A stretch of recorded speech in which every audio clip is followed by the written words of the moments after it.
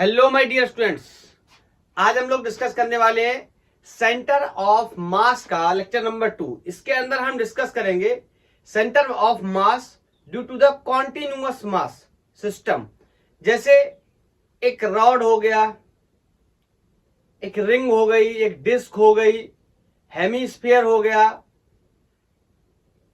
इन objects की वजह से, इन बॉडीज की वजह से हम सेंटर ऑफ मास डिस्कस करेंगे आज। और इंपॉर्टेंटली आपने पहला लेक्चर देखा होगा सेंटर ऑफ मास का, जिसमें मैंने पार्टिकल्स का सेंटर ऑफ मास निकाला है। तो अगर आपने नहीं देखा तो पहले आप उसे जाके देख लो। लेट्स स्टार्ट, इसके बारे में डिस्कस करना शुरू करते हैं। तो हम निकालने जा रहे हैं centre of mass of continuous mass system. मतलब मैं यहां पे एक बात आपको बताना चाहता हूं, कॉन्टिन्यूअस मास सिस्टम का मतलब है जिन बॉडीज पे मास फैला हुआ है। और मास फैला हुआ तीन तरीके से हो सकता है। कॉन्टिन्यूअस बॉडीज भी लिख सकते हो अगर आप मास सिस्टम ना समझो तो। कॉन्टिन्यूअस बॉडीज मैं क्या बताने की कोशिश कर रहा हूं, जैसे कोई रॉड हो सकती है, मतलब 1D ऑब्जेक्ट हो सकता है, 2D ऑब्जेक्ट हो सकता है और 3 डायमेंशनल ऑब्जेक्ट हो सकता है। तो क्या होगा कि कभी मास लेंथ के अलोंग फैला होगा, कभी मास एरिया में फैला होगा, कभी मास वॉल्यूम में फैला होगा। तो यहां पर हम एक टर्म का यूज करेंगे, मास डेंसिटी जैसी चीजों की बात करेंगे। मास डेंसिटी में का यूज करके हम कॉन्सेप्ट को यहां पर यूज करके सॉल्व करने वाले। हाँ, एक बात और, यहां पे जो मास डेंसिटी है, मास डेंसिटी इंपॉर्टेंटली वो हमेशा यूनिफॉर्म रहने वाली है। यूनिफॉर्म या आप समझ लो कैसी, कांस्टेंट रहने वाली है। मतलब हर पर यूनिट एरिया में मास सेम होगा, हर पर यूनिट लेंथ में मास सेम होगा, हर पर यूनिट वॉल्यूम में मास सेम होगा। आपने अगर डेंसिटी के बारे में पढ़ा है, मैं थोड़ा सा आपको बता देता हूं लेक्चर को स्टार्ट करने से पहले, क्योंकि बहुत रोल प्ले करने वाली है ये चीजें। 3 प्रकार की डेंसिटीज हम यहां डिस्कस करेंगे। हम बात करेंगे लीनियर मास डेंसिटी। अगर जरूरत पड़ती है हम इसे लैम्डा से डिनोट करेंगे, इसको हम बोलेंगे मास पर यूनिट लेंथ। दूसरी होगी सरफेस मास डेंसिटी, इसको हम एरियल मास डेंसिटी भी बोल सकते हैं। इसको हम डिनोट करेंगे सिग्मा से और लिखेंगे क्या, मास पर unit area. And last one will be volume mass density, means इसको रिप्रेजेंट करेंगे हम रो से और रिप्रेजेंट करेंगे मास पर यूनिट वॉल्यूम से। बोलो, यही मैं बोल रहा था कि हर पर यूनिट मास में, सॉरी, हर पर यूनिट लेंथ में, हर पर यूनिट एरिया में या हर पर यूनिट वॉल्यूम में जो मास की वैल्यू है वो क्या रहने वाली है, सेम रहने वाली। मतलब डेंसिटी यहां पे कैसी होगी, कांस्टेंट होगी, डेंसिटी वेरिएबल नहीं होगी। ओके, तो अब हम डिस्कस करने जा रहे हैं कि हम किस तरीके से फाइंड आउट करेंगे centre of mass of continuous bodies. हम लोगों ने डिस्कस किया था लास्ट लेक्चर में, एक्ससीएम वॉज 1/m माने टोटल मास, और हम बात करते थे क्या, सिग्मा ऑफ एक्सएम। याद आया, मास मूवमेंट। लेकिन आज इस तरीके से डिस्कस नहीं कर सकते क्योंकि मास कांस्टेंट नहीं होगा। मास क्या होगा, वेरिएबल। मास डेंसिटी कांस्टेंट होगी। ठीक है, तो हम यहां पे डिस्कस करेंगे किस तरीके से, एक्स डी एम। हर छोटे से एलिमेंट को काटेंगे, उसकी वजह से सीएम कैलकुलेट करने की कोशिश करेंगे और इंटीग्रेट कर देंगे तो सारे डीएम एलिमेंट की वजह से सीएम मिल जाएगा। इसका मतलब उस बॉडी का सेंटर ऑफ मास हमें मिल जाएगा। ऐसे अगर मैं बात करूं बाई सीएम की, तो ये 1/m integral of y d m. Next one ZCM की बात मैं करूं तो 1/m, 1/m का मतलब टोटल मास, ये हो जाएगा ZDM।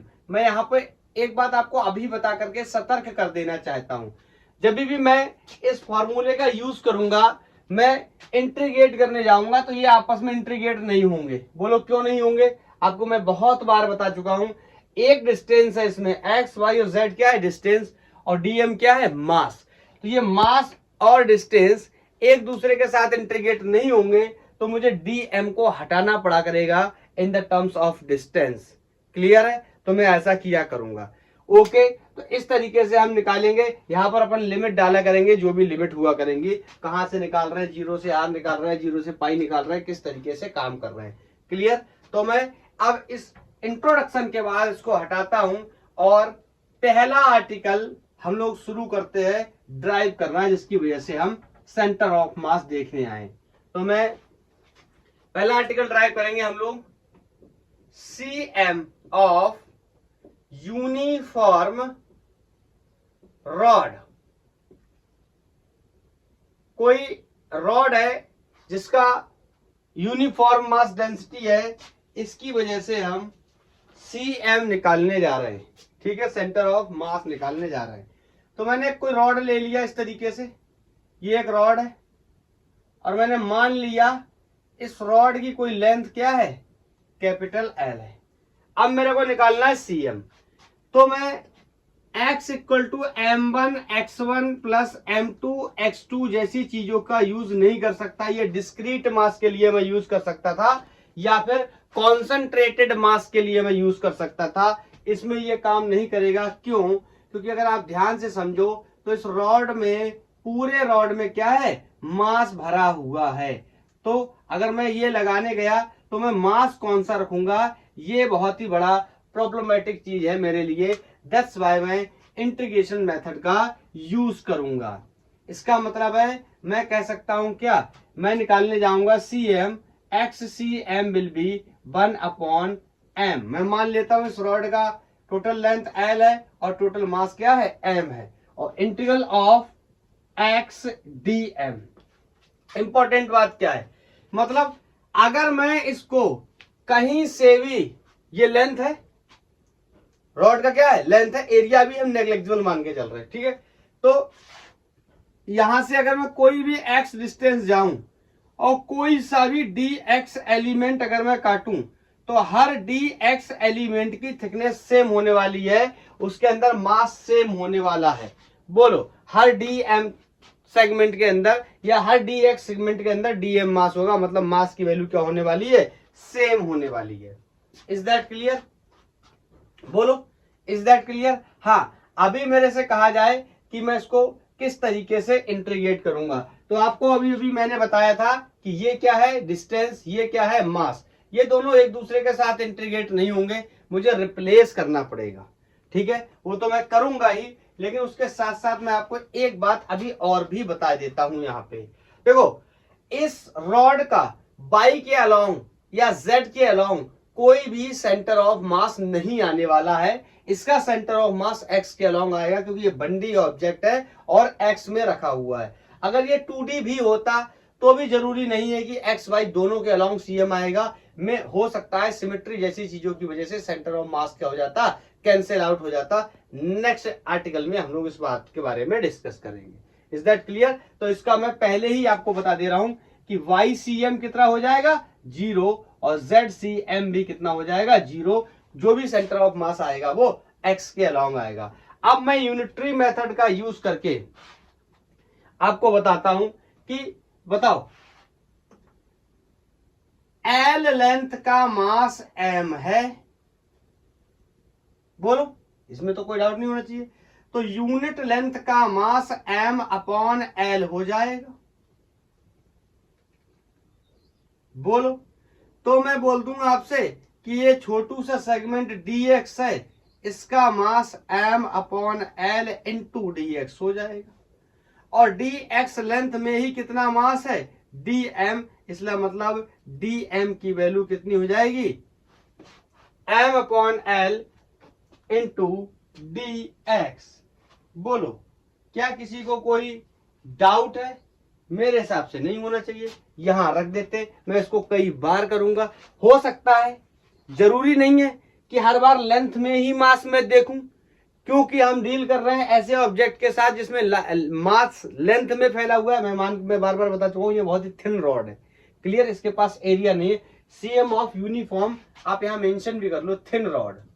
ठीक है, अगर आपको डाउट हो कि इसका एरिया क्यों नहीं देख रहे हैं, तो थिन रॉड है, इसका एरिया नहीं है। ठीक है, हाँ, तो अगर मास एरिया में फैला होगा तो मैं कहूंगा ए एरिया में एम मास है, तो यूनिट एरिया में कितना होगा। यहाँ लंबाई में फैला था तो लेंथ की बात कर ली। समटाइम्स ये वॉल्यूम में फैला होगा तो वॉल्यूम की बात कर लूंगा। Is that clear? अभी से मैं आपको क्लियर करते हुए चल रहा हूं इस बात को। तो यहां से x c m will be 1 upon total mass x. Dm की जगह मैं ये रख सकता हूं m upon l and d x. जो कांस्टेंट है उनको अपन इंटीग्रेशन से बाहर कर लेते हैं। मुझे साफ साफ दिखाई दे रहा है कि टोटल मास और ये टोटल लेंथ क्या है, कांस्टेंट है। तो total mass upon total mass into length, ये वाला मास आ गया। मास से मास ये कैंसिल आउट हो गया। सेंटर ऑफ मास में हमें मास की आवश्यकता नहीं है। सेंटर ऑफ मास क्या, एक लोकस है, एक लोकेशन है कोऑर्डिनेट्स में, चाहे एक्स वाई या जेड में। तो हमें ये बताना है कितना ऊपर, कितना नीचे, कितना आगे पीछे, कितना दाएं बाएं। ठीक है, हमें मास नहीं चाहिए सीएम में। दैट्स वाई ये क्या हो गया, कैंसिल हो गया। बताओ, अब अंदर बचा एक्स डी एक्स। मेरे को करना है इंटीग्रेशन, तो मैं मान लेता हूं यहां से शुरुआत कर रहे हैं, तो यहां कोऑर्डिनेट में कितने ले रहा हूं, 0,0,0, और ये पूरे रॉड की लेंथ कितनी है, एल। Is that clear? तो यहां से मैं कह सकता हूं x c m will be 1 upon l. बताओ कितनी ही बार मैं आपको एक्स का इंटीग्रेशन बताऊं with respect to d x. एक बार फिर से बता देता हूं, एक्स का integration with respect to d x मतलब x to the power n का क्या हो जाता है, पावर में अपन एक ऐड करते हैं, टोटल पावर को क्या करते हैं, डिवाइड करते हैं। यहाँ पावर कितना है, एक्स के ऊपर 1 पावर है, तो एक ऐड करेंगे एक्स स्क्वायर हो जाएगा, पावर से डिवाइड करेंगे तो बाई 2 हो जाएगा। तो simply I can write x square by 2 limit from 0 to l. मैं लिमिट डाल देता हूं x c m will be 1 upon 2 को बाहर निकाल लेता हूं 2l। अब बताओ लिमिट को डालूंगा, पहले एक्स की कितना रखूंगा l, फिर एक्स की कितना रखूंगा 0। तो 0 रखने का कोई मतलब नहीं है, सिंपली क्या हो जाएगा एल स्क्वायर। तो एक एल से एक एल मर जाएगा। और ये जो एक्स सी एम है, centre of mass in x direction, कितना आ गया l/2। Is that clear? तो ये पहला आर्टिकल हमने ड्राइव कर लिया। और अगर हमें लोकेशन लिखनी हो सेंटर ऑफ मास की तो मैं लिख सकता हूं, नोट कर ले सकते हैं आप। 1 2 3 नोटेड। आप कर ही रहे होंगे नोट, बोलो नोट। देखो नोट करना बहुत जरूरी, नोट्स आपके पास होनी चाहिए, तो थोड़े दिन के बाद आपको समझ नहीं आएगा कि हमें करना क्या, हम पढ़ेंगे कैसे। सीएम ऑफ रॉड अगर मैं लिखना चाहूं तो क्या लिख सकता हूं, एक्स के अलॉन्ग l/2, वाई के अलॉन्ग 0, जेड के अलॉन्ग 0। Is that clear? मजा आया? बोलो मजा आया? चलो अच्छा, और मजा ले लेते हैं। नेक्स्ट आर्टिकल ड्राइव करते हैं। ये हमने रॉड की वजह से ड्राइव किया, नेक्स्ट रिंग की वजह से ड्राइव करते हैं। मेरे पास एक छल्ला है, एक चूड़ी है, जिसकी वजह से, जो कि कैसा है, पूरा नहीं है, सेमी सर्कुलर है, आधा है, उसकी वजह से मैं सेंटर ऑफ मास कैलकुलेट करने जा रहा हूं। तो मैं लिख रहा हूं कि सीएम ऑफ यूनिफॉर्म, ये शब्द यूनिफॉर्म हमेशा रहेगा, ठीक है। आज के लेक्चर में बोलो यूनिफॉर्म सेमी सर्कुलर रिंग, मतलब मेरे पास क्या है, यूनिफॉर्म मास डेंसिटी है, सेमी सर्कुलर रिंग है। मैं यहां पर रिंग बना लेता हूं, ये मैंने रिंग बना ली है। और मान लेता हूं इस रिंग का जो रेडियस है वो कोई कैपिटल आर है। क्लियर है? Is that clear? देखो अब आप ध्यान से इसकी रखावट को देखो, ये एक्स वाई प्लेन में रखा है। अगर जिन लोगों को ये बात नहीं समझ में आ रही तो मैं ऐसे बता दे रहा हूं। बताओ ये इस तरीके से बना हुआ है, तो या तो ये एक्स के अलॉन्ग है या तो वाई के अलॉन्ग है। तो पहली बात, इसका सीएम जेड के अलॉन्ग तो आने वाला नहीं है, तो मैं कह सकता हूं कि जेड सीएम कितना होने वाला है, 0। इसका सीएम या तो एक्स के अलॉन्ग होगा या वाई के अलॉन्ग होगा। तो जेड में मैंने पहले आपको बता दिया 0। और इसका सीएम एक्स में भी 0 होगा। मैं आपको इस बात को बता देता हूं। देखो, मैं सेंटर ऑफ मास निकालने जाऊंगा एक्स के अलोंग, तो बताओ यहां पे मास की सिमेट्री क्या है, सेम। मतलब अगर मैंने इसको 2 भागों में डिवाइड किया तो 1/4 मतलब क्वार्टर सर्कल इधर है, क्वार्टर सर्कल इधर है, तो इसकी वजह से यहां कहीं सीएम आएगा, इसकी वजह से यहां कहीं सीएम आएगा, और सीएम की नेट पोजीशन मैं पता नहीं कर पाऊंगा, और सीएम की पोजीशन एक्स सीएम में 0 हो जाएगी। वजह मैं आपको बता दे रहा हूं क्यों, सिमेट्रिकल मास डिस्ट्रीब्यूशन की वजह से। मास कैसा है, सिमेट्रिकल डिस्ट्रीब्यूशन है, तो मैं यहां पे शॉर्ट में लिख दे रहा हूं क्या, सिमेट्री की वजह से इसका सीएम क्या हो गया, 0 इन एक्स डायरेक्शन। हाँ क्या सर, इसका सीएम वाई डायरेक्शन में आएगा, ऑफ कोर्स वाई डायरेक्शन में आएगा इसका सीएम।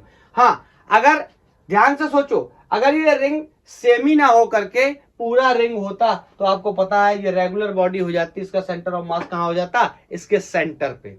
Is that clear. लेकिन हमें सेंटर पे अगर निकाल दिया तो फायदा ही क्या रह गया, तभी तो हमने आधा लिया है ताकि हम सेंटर ऑफ मास के बारे में डिस्कस कर पाए। बोलो क्लियर। तो हम अब इसका सेंटर ऑफ मास किसके अबाउट निकालेंगे, किस डायरेक्शन में, वाई में। So we can say centre of mass y c m is going to be 1 upon total mass integral of y d m. Is that clear. अब वही पुरानी कहानी, ये डिस्टेंस है, ये मास है, ये एक दूसरे के साथ इंटीग्रेट नहीं होंगे, तो हमें क्या करना पड़ेगा, मास को हटा करके यहां डिस्टेंस का फंक्शन बनाना पड़ेगा। तो बताओ क्या लिखूं, प्रीवियस केस में मैंने लिखा था एल लेंथ में एम मास है, इसमें क्या लिखूं, अरे भैया ये सर्कल है और सर्कल की लेंथ कितनी होती है, अगर कंप्लीट सर्कल होता है तो लेंथ कितनी होती है 2πr, लेकिन ये कैसा है, सेमी सर्कल है, तो इसकी लेंथ कितनी हो जाएगी πr। तो क्या मैं ये कह सकता हूं कि πr लेंथ में एम मास है, कोई भटकेगा नहीं इस बात से। पिछली बार मैंने आपसे कहा था कि एल लेंथ में एम मास है, तो किसी ने मेरी बात का विरोध नहीं किया था, सारे लोगों ने एक्सेप्ट कर ली। अब यहां पे अगर मैं लिख रहा हूं तो अभी किसी को विरोध नहीं करना चाहिए, क्योंकि ये भी क्या लेंथ ही लिखा हुआ है, ये बस इस सेमी सर्कल का लेंथ है। आपको पता है हाफ टाइम्स ऑफ सर्कमफेरेंस के बराबर हो जाएगा πr। मुद्दे की एक बात और बताता हूं, सर अपन डिस्टेंस में क्यों ले रहे हैं, आपको बताता हूं। ये एक रिंग है, तो बताओ अगर ये रिंग है तो मास कहां रह जाएगा, सिर्फ और सिर्फ किनारों पे मास रह जाएगा, सर्कमफेरेंस पे। एक सेकंड में इसका आपको डिमोन्स्ट्रेशन थोड़ा सा कर देता हूं,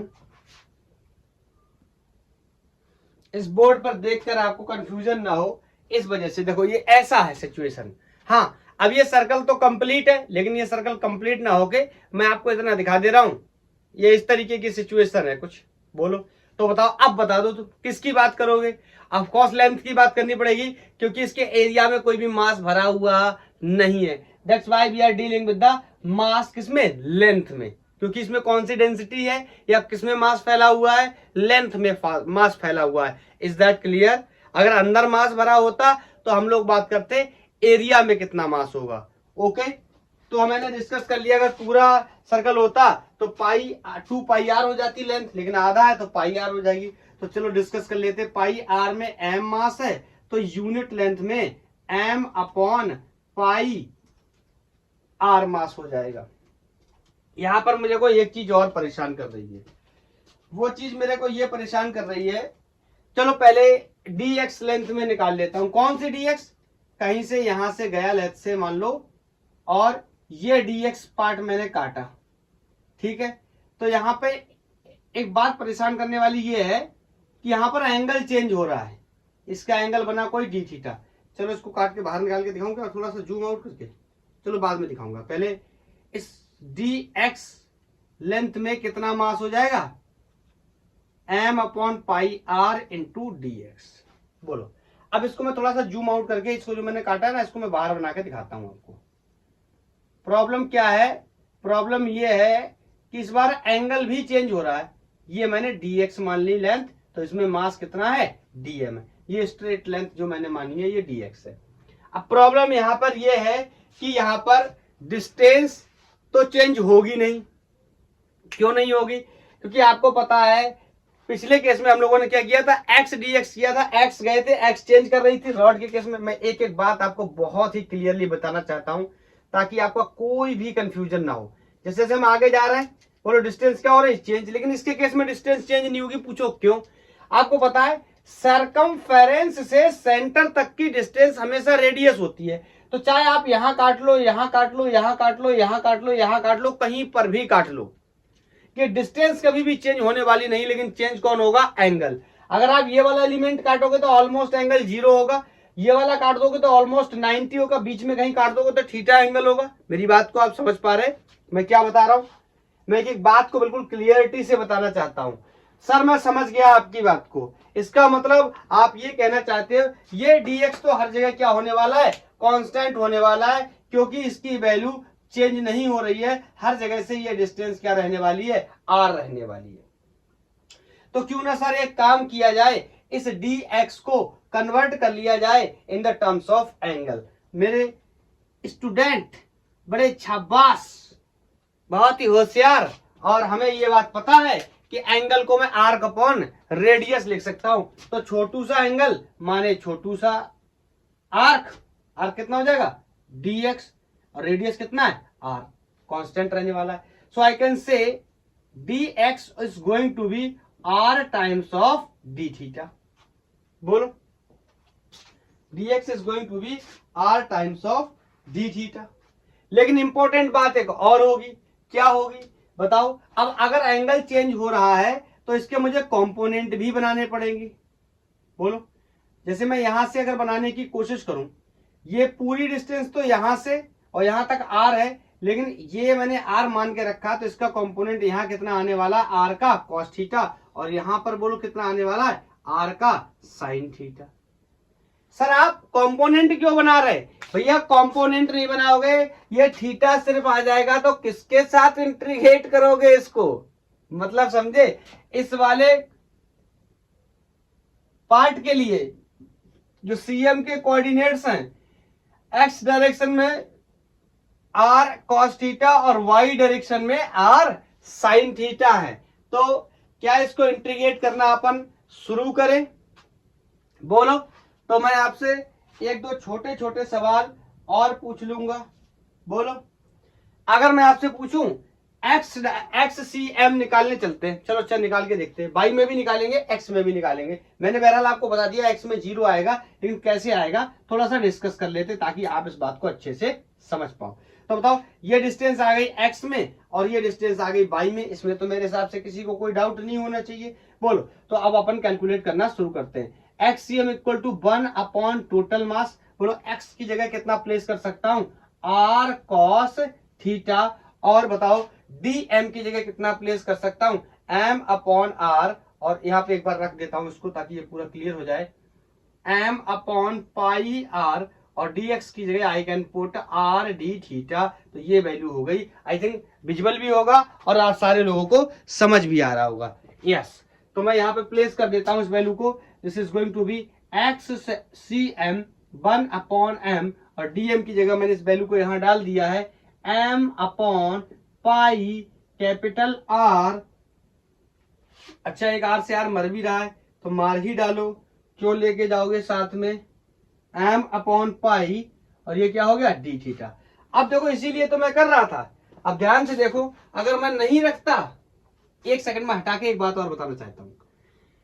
ये x है, ये dm है, आपको पता ये इंटीग्रेट नहीं होगा। आपने x की वैल्यू रख दिया, आपने x की वैल्यू रख दी r cos थीटा, ठीक है, और आपने dm की वैल्यू रख दी। एक सेकंड के लिए मैं ये पूरी वैल्यू रख दे रहा हूं, एम आर अपॉन dx। ये वाली वैल्यू मैंने रख दी dx की। अभी क्या होगा? ये फिर इंटीग्रेट नहीं होगा। m अपॉन पाई आर तो कांस्टेंट है, इनको आप बाहर कर लोगे इंटीग्रेशन के। अब फिर क्या प्रॉब्लम आएगी? भैया ये एंगल है, ये डिस्टेंस है, तो ये एक दूसरे के साथ फिर से क्या होंगे? इंटीग्रेट नहीं होंगे। इसीलिए मैंने एक ही बार में झंझट खत्म करके यहां से x को भी हटा दिया, dx को भी हटा दिया, क्योंकि मेरे को पता था ये इंटीग्रेट नहीं होगा। मैंने आपको भी बता दिया। क्लियर? अब ये हो गया m upon pi and r cos r d theta. अब ये बहुत आसानी से इंटीग्रेट हो जाएगा। कैसे? m r अपॉन पाई कॉन्स्टेंट है, इनको मैं बाहर कर लूंगा। बोलो, इनको मैं बाहर कर लूंगा, और उसके बाद में कॉस थीटा और डी थीटा रह जाएगा, इसको अपन क्या कर लेंगे, इंटीग्रेट कर लेंगे। बोलो, ये देखो मैं बार बार एक ही चीज आर बार बार साथ में आ जा रहा है। आर कह रहा सर मैं घर जाऊंगा आपके साथ, तो ये ऊपर निकाल लिया मैंने आर एम अपॉन पाई, तो यहाँ एम से एम मर जाएगा, अंदर बचेगा आर कॉस, देखो फिर से आर, ये क्या है कॉस थीटा डी थीटा। अब बताओ अगर इंटीग्रेशन हम एंगल्स के कॉस थीटा का कर रहे हैं, डी थीटा के रिस्पेक्ट में कर रहे हैं, जो कि हो जाएगा, तो हमें लिमिट्स भी एंगल्स के टर्म्स में ही लगानी पड़ेंगी। तो मान लेते हैं हमने अपनी कहानी शुरू करी कहां से, जीरो से, यहां कहीं से, बोलो, और कितना घूम सकते हैं हम, पाई रेडियन हम घूम सकते हैं, तो इसकी लिमिट मैंने कितनी लगा दी, pi. Is that clear? So I can write x c m will be r upon pi. और इतनी बात तो मेरे स्टूडेंट्स को पता ही होगी कि कॉस थीटा का इंटीग्रेशन माइनस साइन थीटा होता है एंड लिमिट फ्रॉम 0 टू पाई। अब मैं चला लिमिट रखने और यहीं पे आंसर भी कर दूंगा, पूरा सॉल्व नहीं करूंगा। तो यहाँ पे ये हो गया minus sine pi minus minus क्या हो जाएगा, plus sign 0। Is that clear?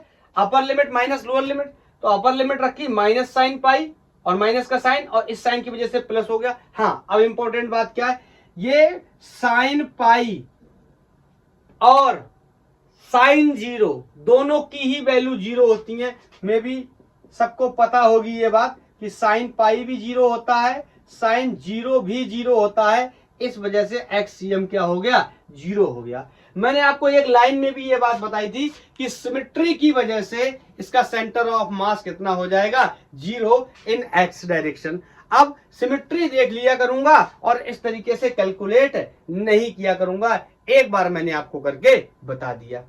Clear है? आप करेंगे तो हर बार में जहां जहां पर सिमेट्री होगी उनकी वजह से सेंटर ऑफ मास क्या हो जाएगा, 0 हो जाएगा। तो चलिए अब इसको हटाते हैं और अपने रियल सेंटर ऑफ मास को ढूंढने की कोशिश करते हैं कि कहां पर है हमारा सेंटर ऑफ मास।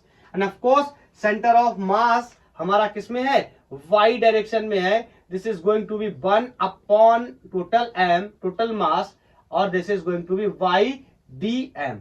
और यहां पर सारी वैल्यूज को रिप्लेस करने की कोशिश करते हैं। बताओ इस बार बाई की वैल्यू कितनी हो जाएगी, जब ये अपन एक्स के साथ डिस्कस कर रहे थे तो ये आर कॉस थीटा थी एक्स की वैल्यू, और बाई में वर्टिकल में यही तो डिस्टेंस हो जाएगी।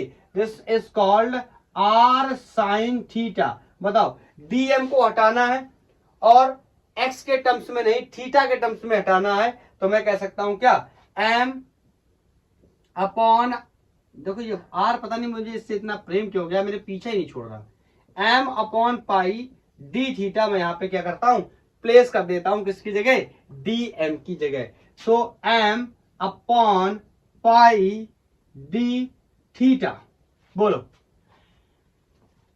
अब जो कटेंगे उनको काट देंगे। मैं आपको एक बात और यहां पे बताना चाहता हूं, क्या होगा ना, अभी अपन मास के हिसाब से कर रहे हैं, मास निकाल के काट दे रहे हैं। मेरे को अगर कहा जाए सर मास डेंसिटी के हिसाब से करिए, तो एक आर्टिकल मास का और ड्राइव कर रहा हूं, फिर मैं मास की जगह क्या लिख दिया करूंगा, डेंसिटी इंटू लेंथ, एरिया या वॉल्यूम।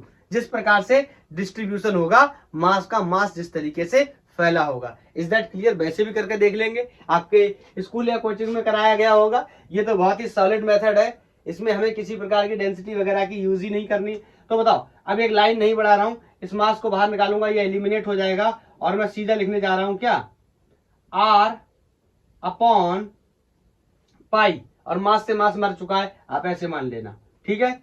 और यहां पे बचा कौन, साइन थीटा का integration with respect to theta, again limit from 0 to pi, ये by c m, r upon pi.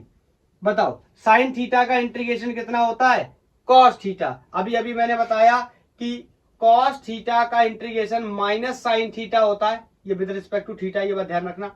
और साइन थीटा का integration with respect to theta cos theta होता है। ये बेसिक इंफॉर्मेशन है थोड़ी मैथमेटिक्स की, ये आपको पता होनी चाहिए। अगर आप मैथ के स्टूडेंट हो तो ये आपके लिए बहुत ही आसान बात है, और आप अगर आप बायोलॉजी के स्टूडेंट हैं तो इस बात को आप क्या करेंगे, याद रखेंगे। मैं पीछे भी बहुत बार बता चुका हूं। This is going to be cos theta, limit from 0 to pi. बोलो क्लियर। अब रख देता हूं मैं इसकी वैल्यूज को, लिमिट डाल देता हूं r अपॉन पाई। बताओ upper limit cos theta minus upper limit cos pi minus lower limit cos 0। बोलो क्लियर है। हाँ, और upper limit cos pi, lower limit cos 0। सबको पता है cos पाई की वैल्यू -1 होती है और cos 0 की वैल्यू 1 होती है। Everybody knows this thing. तो यहां से बाई cm विल बी, चलो इसको साफ करके इधर ड्राइव कर दे रहा हूं। अब तो ये खत्म हो चुका है, इसका तो कॉन्सेप्ट हमने यूज कर लिया। तो आई कैन से by cm will be r upon pi, और यहां पे cos पाई की वैल्यू -1 और cos 0 की वैल्यू 1, ये माइनस इसकी वजह से, तो यहां से 2 का मल्टीप्लाई हो गया। तो YCM is going to be 2r upon पाई।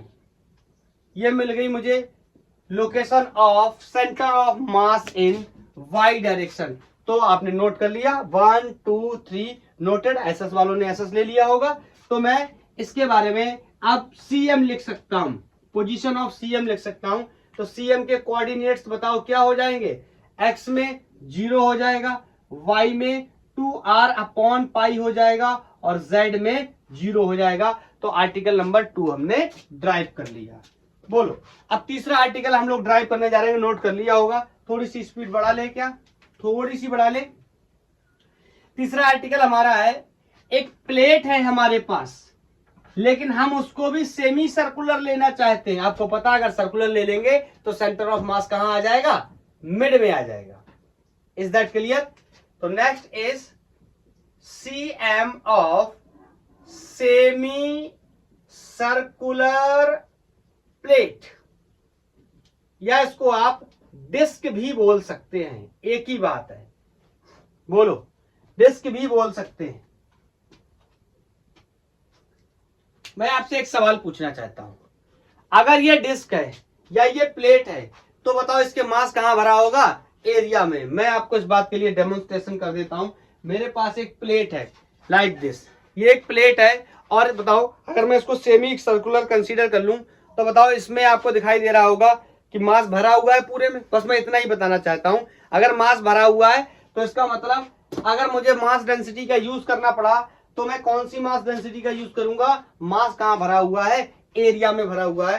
तो चलो मैं इसको बना देता हूं। XY प्लेन में मैंने इसको रख लिया है, मैंने यहां पे इसको बनाया, और देखो इसमें सब में पूरे में मास भरा हुआ है। नहीं तो मैं अगर मास नहीं भरूंगा तो आपको ये रिंग की तरह समझ आएगा। एंड ऑफ कोर्स इसका रेडियस क्या है, r है। Is that clear. अब अपन क्या करेंगे, फिर से वही कहानी, पहले x डिस्टेंस पे जाकर के लेंथ में रॉड के केस में एक dx मास काटा था, फिर रिंग में भी काटा था। अब इसमें क्या करेंगे, इसमें तो पूरा स्ट्रिप कटेगा, पूरा स्ट्रेप। नहीं समझ आया मैं क्या बताने की कोशिश कर रहा हूं, क्या आपको नहीं समझ आया मैं क्या बताने की कोशिश कर रहा हूं। हाँ, पहले मास के वगैरह बारे में लिख दूं, वगैरह बारे में, ये क्या है, मास के बारे में लिख दूं। तो मैं कह सकता हूं फिर से कितना, पाई आर, क्या लिखूं बताओ, बताओ क्या लिखूं। पाई आर में m मास है ना, ऐसा नहीं बोल सकते। इस बार मास लेंथ में नहीं एरिया में, so pi r square by 2, semi circle का एरिया, कितना मास है m, तो यूनिट में कितना होगा 2m upon pi r square. ये पलट के 2 मैंने ऊपर कर दिया। तो बोलो अब यहां पे मुद्दे की बात ये है कि अब आगे मैं क्या करूं। तो मैं अब ये नहीं कह सकता कि इस dx मास में, अब यहाँ dx मास, dx मैं यहाँ क्या बोलता था, dx लेंथ में इतना मास हो जाएगा। dx लेंथ की बात नहीं करूंगा, dA एरिया की बात करूंगा। चलो काट के दिखाता हूं। यहां से मैंने एक स्ट्रिप काट लिया, बोलो, और इसको काट करके बाहर निकाल लिया। भैया कैसे काटोगे मैं आपको बताता हूं। अभी मैंने ये एलिमेंट काटा है, और इस बार इस एलिमेंट की जो डिस्कशन है वो क्या है, रिंग है। बताओ, जिन लोगों को नहीं समझ आया उनको मैं डिमॉन्स्ट्रेशन के माध्यम से बताता हूं। बताओ, ये मेरे पास एक सेमी सर्कुलर प्लेट है। आप सेमी सर्कुलर मान के चलो, इसको पूरा सर्कुलर मत मानो। अब मैंने क्या किया, मैं यहां से कोई डिस्टेंस ऊपर गया हूं, लेट्स से बाई डिस्टेंस, और मैंने यहां से मैंने क्या किया है, एक एलिमेंट काटा, तभी तो मैंने इसको रूप दिया। देखो, पहले तो मैं ऐसे आपको डेमोन्स्ट्रेट कर देता हूं। ये क्या हो गया, ये सेमी सर्कुलर प्लेट हो गया। अब मैं इसमें से क्या कर रहा हूं, एलिमेंट काट रहा हूं। तो लेट्स से मैं यहां से काट देता हूं। तो बताओ, मैंने इस तरीके से एलिमेंट काटा, बताओ, तो यही तो निकाला ना मैंने बाहर, तो यही तो निकाला। तो ये क्या निकल के आएगा, बोलो। अरे भैया, पतले पतले स्ट्रिप्स काटूंगा जब इसके अंदर, तो ऐसे छल्ले निकल के आएंगे। बोलो, ऐसे छल्ले निकल के आएंगे ना। इसका मतलब ये क्या निकल के आने वाला है, रिंग निकल के आने वाला है। अगर मैं किसकी कटिंग करता हूं, डिस्क की कटिंग करता हूं। बोलो,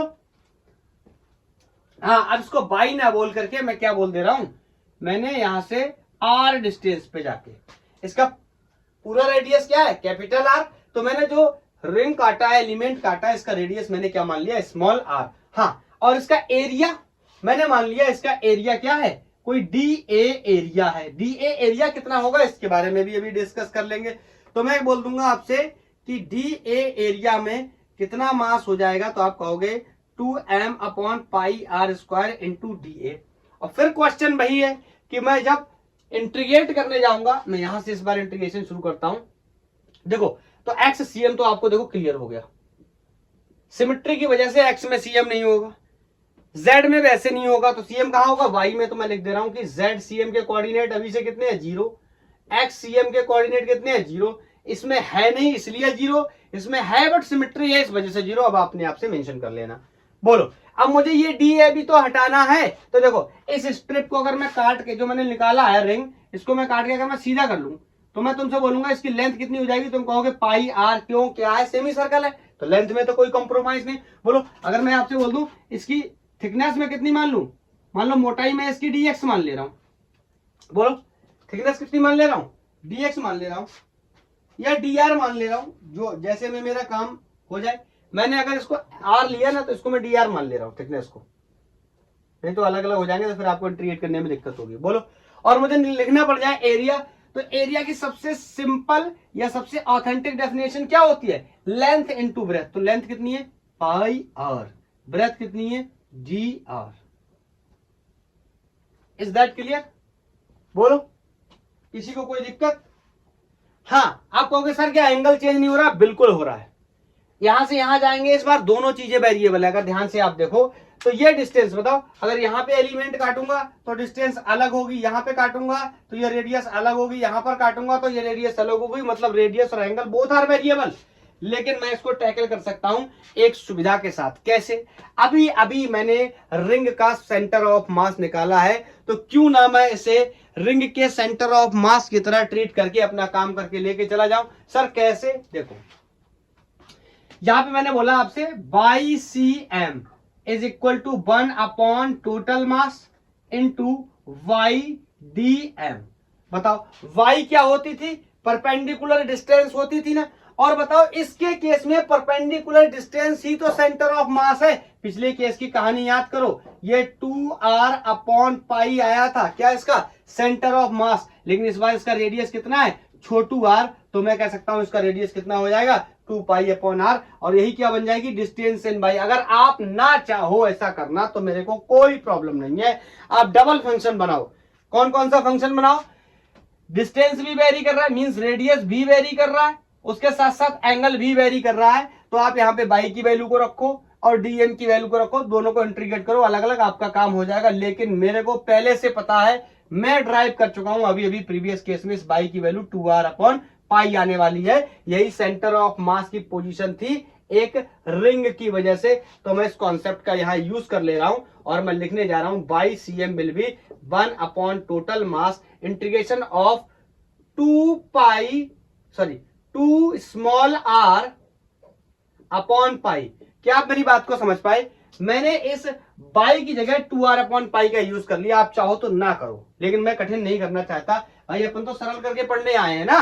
बोलो, अब डीएम की जरूरत पड़ गई, तो बताओ अब इस डीएम dm मास की जरूरत पड़ेगी, तो ये dm मास की वैल्यू इस बार कितनी हो जाएगी 2m upon pi r square. अब बताओ ये dA ये क्या है एरिया, dA एरिया कितना हो जाएगा पाई आर dr, ये r मर गया, ये पाई मर गया, तो इस dm एलिमेंट की ये जो एलिमेंटल क्या काटा है मैंने रिंग काटा, एलिमेंटल रिंग, इस रिंग की वजह से मास 2m upon capital R into dr। क्या मैं सही लिख रहा हूं, पाई से पाई गया, r से r गया, ठीक है। इसकी वैल्यू को मैं यहां पर क्या करता हूं प्लेस करता हूं, फिर अपन इंटीग्रेट करना शुरू करेंगे। तो 1 अपॉन m, यहां पे मैं dm की जगह ये प्लेस कर देता हूं 2m upon capital R into dr। अब बताओ जो जो कांस्टेंट होंगे ऑफकोर्स हम उन लोगों को बाहर निकाल लेंगे। तो आप ध्यान से देखेंगे तो mass of the ring is constant, radius of the ring is also constant, this r is not constant. ये r यहां से यहां तक है, तो बताओ यहां से ये r ही तो वेरी कर रहा है ना, ये r भी तो वेरी कर रहा है, यहां 0 होगा, यहां वैल्यू बढ़ती जाएगी बढ़ती जाएगी बढ़ती जाएगी, यहां कहीं पहुंचेंगे तो मैक्सिमम हो जाएगी। बोलो इसका मतलब r स्मॉल r वेरिएबल है और कैपिटल R क्या है कांस्टेंट। तो मैंने यहां निकाल लिया जो जो कांस्टेंट है। मैं थोड़ा सा इसको इधर इस साइड लिखता हूं इस फंक्शन को, तो यहां से मैं ये लाइन खींच देता हूं, y c m is equal to, ये 2m बाहर आया अपॉन ये कैपिटल R बाहर आया, और ये मास ये वाला मैंने रख लिया। बताओ और कुछ बचा, हाँ बचा, देखो ये 2r है ये 2m है, तो ये दोनों कांस्टेंट है। 2 तो एक गणित का नंबर है, ये तो कांस्टेंट है ही, तो मैंने यहाँ क्या कर लिया 4 और mr को बाहर कर लिया, तो यहां सिंपली ओ पाई भी तो आया, ये भी तो कांस्टेंट है। बोलो तो अंदर कौन बचा r dr। अब देखो इंटीग्रेशन मेरे लिए बहुत आसान है, लिमिट्स भी बहुत आसान है। बताओ यहां से शुरू करूंगा, लिमिट कितनी 0, अधिकतम कहां तक जाऊंगा कैपिटल R तक, इससे ज्यादा तो नहीं जा सकता, तो 0 से कैपिटल R। अगर मैं ये कॉन्सेप्ट नहीं लगाता तो मेरे को दो बार इंटीग्रेट करना पड़ता, लिमिट्स रखने में दिक्कत होती, क्योंकि दो वेरिएबल्स होते, एक एंगल का वेरिएबल होता और एक डिस्टेंस का वेरिएबल होता। But in this condition only distance is variable, क्योंकि एंगल को हमने क्या कर लिया टैकल कर लिया। बोलो तो यहां से मास मर गया, तो यहां पे y c m will be equal to 4 upon R into pi, 4 upon R into pi ये बचा। और सबको पता है R का integration with respect to dr बहुत बार आपको बता चुका हूं, this is going to be R square by 2 and limit from 0 to capital R। तो यहां पर लिमिट रख देंगे, तो y c m will be 4 upon pi R, और लिमिट रखेंगे कैपिटल R रखेंगे पहले स्मॉल r की जगह, फिर 0 रखेंगे, तो 0 रखने का कोई मतलब नहीं है, जब कैपिटल R रखेंगे तो R स्क्वायर बाई 2, ये हो जाएगा इसका लिमिट, और एक R से एक R मर जाएगा। बोलो क्या कुछ गड़बड़ तो नहीं हुआ है, बोलो सब कुछ सही तो है ना। 2 4 m pi upon R dr, इसका इंटीग्रेशन R स्क्वायर बाई 2, और यहां आया ये 2, दिख तो सब कुछ ठीक ही रहा है, लेकिन मुझे यहां कुछ मिस्टेक्स जैसी नजर आ रही है।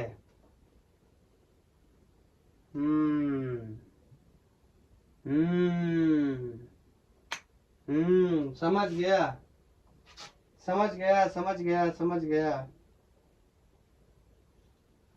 देखो यहां पे गलती क्या हुई है, गलती ये हुई है कि ये मैंने पूरा रिंग नहीं लिया है, रिंग मैंने इसके बीच से काटा, या रेडियस पूरा ले लिया, इसकी लेंथ पूरी ले ली, बस ये गलती है। छोटू r करो यहाँ पे, छोटू r, तो डी ए जहां पे भी रखने जा रहे हैं इसकी जगह छोटू r करना पड़ेगा, तो ये फिर r मरेगा नहीं, फिर ये ऐसे ही रहेगा। ठीक है, क्या आप मेरी बात को समझ पाए मैं क्या बताने की कोशिश कर रहा हूं, r dr r स्क्वायर। शायद आप मेरी बात को सुनेंगे तो समझ जाएंगे, भैया इसका रेडियस कैपिटल R नहीं था, इसका रेडियस छोटू r था, मैंने गलती से कैपिटल R रख दिया। चलो मैं इस फंक्शन को दोबारा से हटा के फिर से बना देता हूं ताकि डाउट क्रिएट ना हो। बोलो तो सबसे पहले तो इसकी वैल्यू को रखने में ही थोड़ी सी सावधानी बरत लेते हैं। Y c m is equal to 1 upon mass. बोलो इस बाई की वैल्यू तो अपन टैकल कर चुके हैं, क्या रख लेंगे इसको 2r, सेंटर ऑफ मास एक रिंग की वजह से, ठीक है, 2r/पाई। अब बताओ मेरे को रखनी है किसकी वैल्यू, स्मॉल dm मास के एलिमेंट की वैल्यू मेरे को यहां पर रखनी है। रख दूं तो यहां रख सकता हूं कितना, 2m अपॉन r स्क्वायर और r/d/r। बताओ अब जो जो कॉन्स्टेंट्स हैं उनको अपन क्या कर लेंगे, बाहर ले लेंगे। बताओ कांस्टेंट कौन कौन है, मैं एक लाइन में बाहर कर देता हूं सबको। चलो भाई बाहर निकलो। टू कांस्टेंट है, capital M constant, capital R constant है, पाई कांस्टेंट है, स्मॉल r कांस्टेंट नहीं है। ये क्या है, वेरिएबल, क्योंकि यहां से इसकी डिस्टेंस वेरी कर रही है, अभी अभी मैंने आपको बताया। तो यहां से आ गया 4rm। फिर से देखो तू क्यों बाहर आ रहा है, 4m upon m pi r square, अंदर बचा ये r, ये r और ये dr। This is going to be r square dr। Limit from 0 to r, जो मर गए उन्हें हटा दो, तो ये हो गया बाई cm आ गया 4/पाई r स्क्वायर। बताओ इसका इंटीग्रेशन करेंगे, सबको पता है पावर में एक ऐड करेंगे, रिमेनिंग पावर को डिवाइड करेंगे, तो बोलो कितना हो जाएगा, r³/3। इसमें किसी को कोई डाउट नहीं होना चाहिए, limit from 0 to r। Is that clear? मैं यहां पे बना देता हूं, बाकी रहा बचा सोल्यूशन। तो यहां से by cm is equal to 4/पाई r स्क्वायर, और इसको जब मैंने लिमिट डालना शुरू किया, बताओ पहले स्मॉल r की जगह कैपिटल R, तो उसका कितना हो जाएगा, पावर 3/3। और बोलो चलो एक बार 0 भी डाल के दिखाई देता हूं, तो 0/3। तो ये 0/3 का तो कोई मतलब नहीं है, तो 0 हो गया। अब बताओ यहां पर कितना बचा, ycm इज इक्वल टू 4/पाई r स्क्वायर r³/3। ये r³ से ये r स्क्वायर मर गया। बताओ कितना बचा, ये बचा इज इक्वल टू 4/3 कैपिटल R/पाई। क्या मेरे को मिल गई cm की लोकेशन? यस, मेरे को बिल्कुल मिल गई। ycm की लोकेशन आ गई यहाँ पे 4r/3 पाई। बोलो अगर मैं किसका निकालने जा रहा हूं, एक सर्कुलर सेमी प्लेट का निकालने जा रहा हूं, तो मेरा जो सेंटर ऑफ मास की लोकेशन क्या आ रही है, 4/3 कैपिटल R/पाई। नोट तो कर रहे होंगे, 1 2 3 नोटेड SS बोथ। बोलो टीप डाला। बोलो सीएम के कोऑर्डिनेट्स लिख दो। तो सीएम के कोऑर्डिनेट्स एक्स में सिमेट्री की वजह से 0, वाई में 4/3 R/पाई, और जेड में रखा नहीं है इस वजह से 0। क्या ये दिमाग में क्लियर या दिमाग से क्लियर? बोलो मेरे हिसाब से तो दिमाग में क्लियर होना चाहिए, दिमाग से क्लियर नहीं होना चाहिए। बोलो दिमाग में क्लियर होना चाहिए।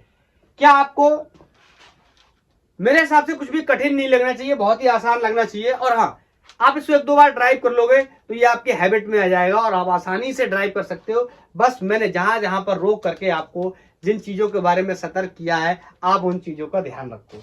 अभी मेरे को 2 चीजों का सीएम और निकालना है। I am going to find the centre of mass for the hemisphere, solid hemisphere, and the centre of mass for a solid cone. लेकिन ये लेक्चर ऑलमोस्ट 50 मिनट के आसपास हो चुका है। अगर अब मैं इसमें दोनों आर्टिकल्स को ड्राइव करने चला गया तो ये बहुत लंबा हो जाएगा।